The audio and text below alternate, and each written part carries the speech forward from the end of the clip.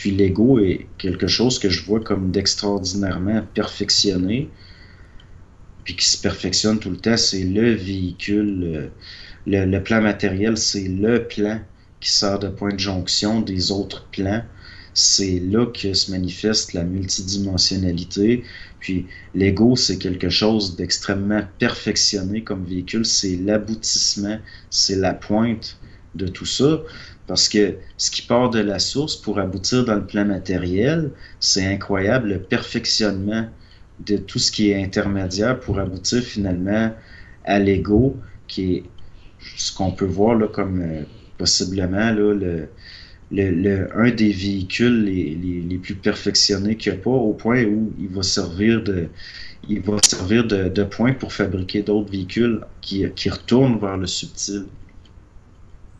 À ce moment-là, est-ce que tu fais référence aux gens qui vivent la fusion et qui se construisent le Merkaba ou ce que certains appellent le corps d'énergie morantiel?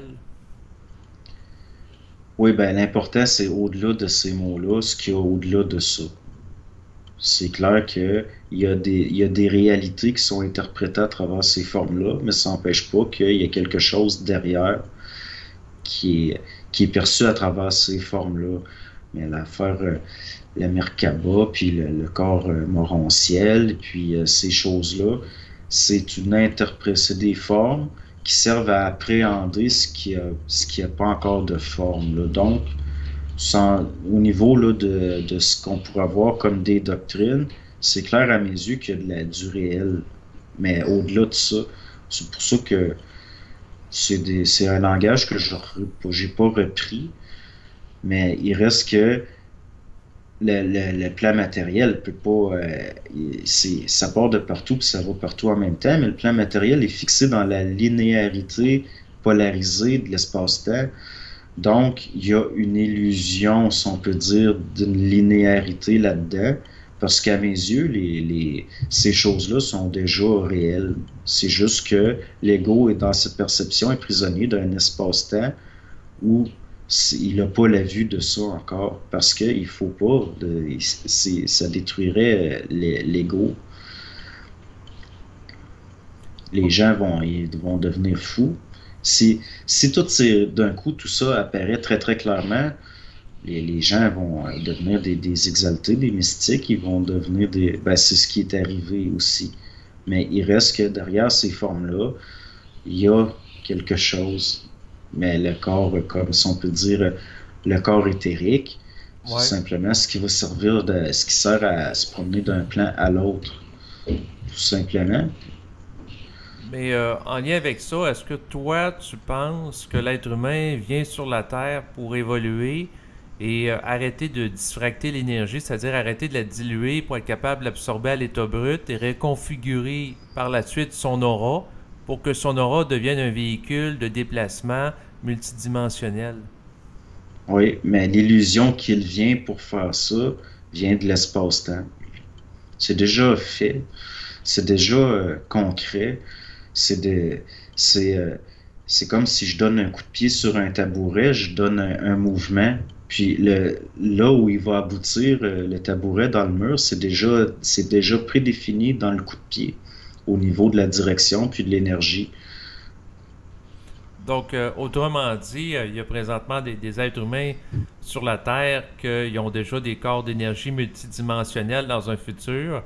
Et c'est juste d'intégrer avec la linéarité que le processus se fasse.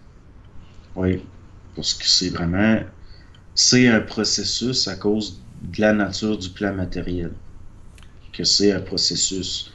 Mais au-delà de ça, c'est un peu comme si nous étions déjà parfaits, mais nous devons protéger les structures récentes de cette perfection-là à cause de la linéarité du plan matériel.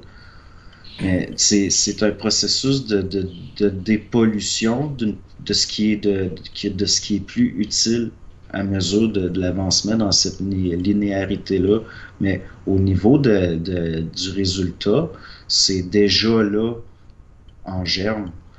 C'est l'être humain est de toute façon à cause de la nature des lois et puis il va toujours se rendre à la limite de sa destruction parce que ça fait partie de l'apprentissage d'une créativité qui est réelle. Mais il est protégé par lui-même sans le savoir, mais une intelligence qui transcende l'intelligence incarnée humaine, qui est liée à des lois de perpétuer le processus. Donc, cette intelligence-là de nature transcendantale qui dépasse l'expérientiel, ça serait le moi réel. Oui, puis c'est même, on pourrait dire, le moi universel. Mais même là, ça devient une transcendance immanente. C'est de l'immanence transcendantale. Oui, Il y a- je vois pas de polarité entre immanence et la transcendance. C'est c'est très, très concret.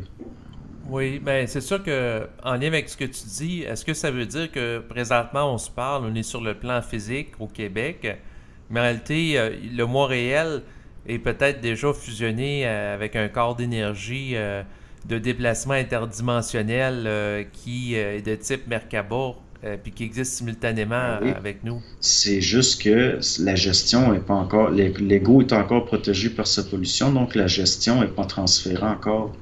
C'est pas individualisé encore. Mais quand les gens font un rêve prémonitoire, ils ont voyagé dans le temps, ils ont reçu de l'information, ça passe par des corps subtils, si on peut dire, qui sont au-delà de l'espace-temps.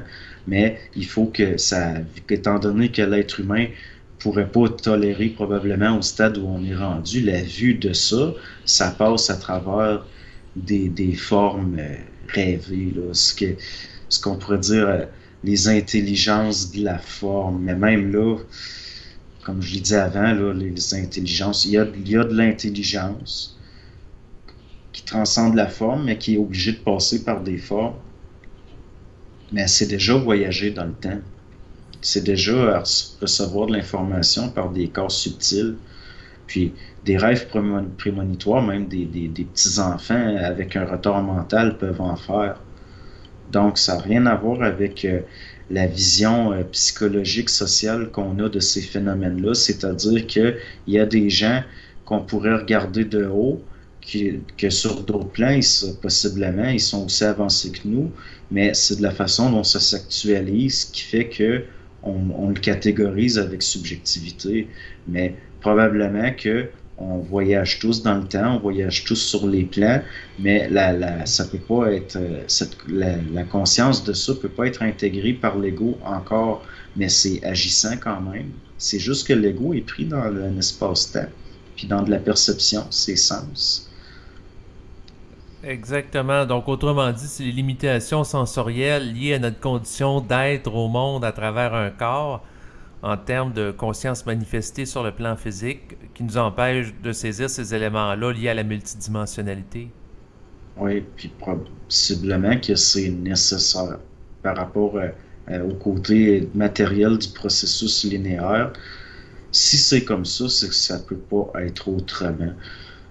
Mais même là, si on regarde certaines facultés, là, les gens là, qu'on dit psychiques qui ont des facultés extrasensorielles, souvent on se rend compte que ces gens-là, au niveau du concret, dans leur vie de tous les jours, ils sont pas ajustés là, à la réalité.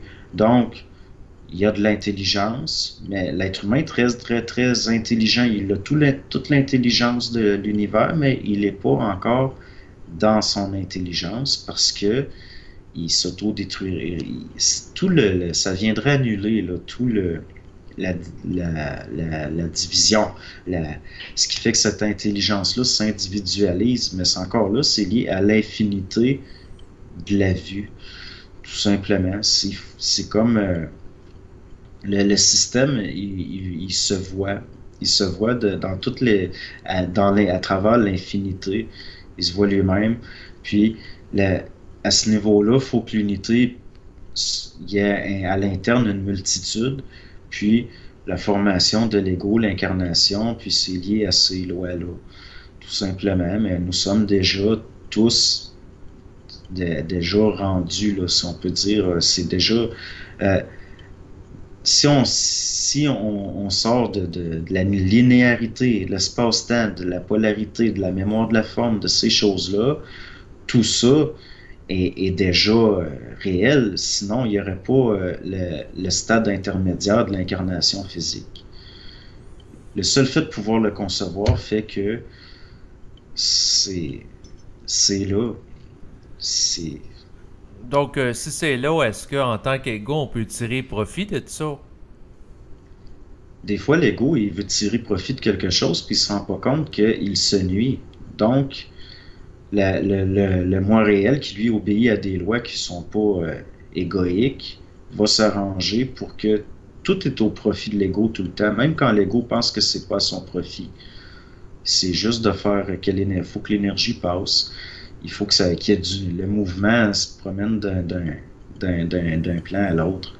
Donc, de s'en servir avec profit, des fois, c'est de pas être dans son profit, puis de se mettre dans des pertes qui est un profit pour l'ego, parce que il intègre comme ça la nature du réel, si on peut dire.